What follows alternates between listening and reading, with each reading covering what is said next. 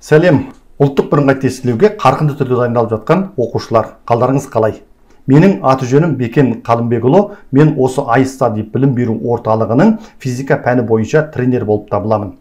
Сіз менің бүгінгі сабағымды міндетті түрде соңына дейін көріңіз. Себебі, біріншіден сіз осыны соңына дейін көру арқылы, соңындағы сізге арналған тестті тапсырып, өз біліміңізді сынап көре аласыз. Және сонымен қоса, iStudy білім орталығының сізге ұсынып отырған кереметтей жеңілдігінен жеңілдіктене аласыз. Екіншіден, осыны соңына дейін көру арқылы сіз біліміңізді көтере аласыз деген сенімдемін. Себебі, көп тест талдау ұсыну тренерлері сіздерге ұсынған кезде есеп шығарудың ең оңай жолын үйретемін, бірден есеп шығара саласыздар деп өзіне өзі әдемі жарнама жасайтындағы есептерді тез шығарып, ары қарай соған жеке-жеке тоқталмай, есепке арнайы талдау жасамай өте шығады. Вау деп отырып қалса, не деген тез шығарады, мен де тез шығарсам деп армандап жүріп уақыттарыңыз өтіп кетеді. Ал шын мәнінде ол жерде ешқандай чудо болмайды. Сіздің егерде шынымен де біліміңіз болмаса, ол туралы білмесеңіз, ешқашан тез шығарып, тез жауабын таба алмайсыз. Сіз міндетті түрде қайталап, сол сұрақтардан басқа да қандай сұрақтар келетіндігі туралы сізге талдау жасап, сөйтіп тұрып көрсетіп беретін боламын. Және сонымен қоса, менің бүгінгі сіздерменен талдағалы отырған есептерім осының алдында ғана оқушылар тапсырған биылғы осы жаңа сынақ тестіне келген есептер болып табылады. Демек, сізге осы сабақтың міндетті түрде пайдасы тиетіндігіне сенімдімін. Ондай болса, сіз дайын болсаңыз, кеттік. Бірінші есеп. Ыдыстағы сұйыққа 4 түрлі дене салынған кездегі олардың орналасу суреті көрсетілгендей. Тығыздығы ең аз дене қайсысы? Яғни, бұл жерде бірден мен айта салам, 4-ші дененің тығыздығы ең аз деп, А нұсқасын дұрыс деп таңдай саламын. Себебі, енді мен сіздерге осыны қысқаша ары қарай түсіндіріп берейін. Мысалға, заттардың, егерде сіз білетін болсаңыз, заттардың сұйықтықтың ішіндегі жүзу принципі дегенде, егерде сұйықтықтың тығыздығы үлкен болса, дененің тығыздығынан, онда қалқып шығады. Қалқып шығады деген заңдылық бар. Егер сұйықтықтың тығыздығы тең болса, дененің тығыздығында ішінде жүзіп жүреді.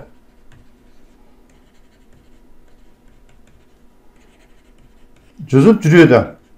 Ал келесі, егерде сұйықтықтың тығыздығы кіші болса, дененің тығыздығынан, яғни дененің тығыздығы үлкен болса, онда дене батып кетеді. Деген осы үш түрлі принципті жаттап алатын болсаңыз, онда сіз міндетті түрде келесі жолғы келген есептерді сіз міндетті түрде шығара аласыз. Яғни, мына жерде 4-ші дене қалқып шығып кетті, өйткені берілгені бойынша дененің тығыздығы кіші болған кезде қалқып шығады.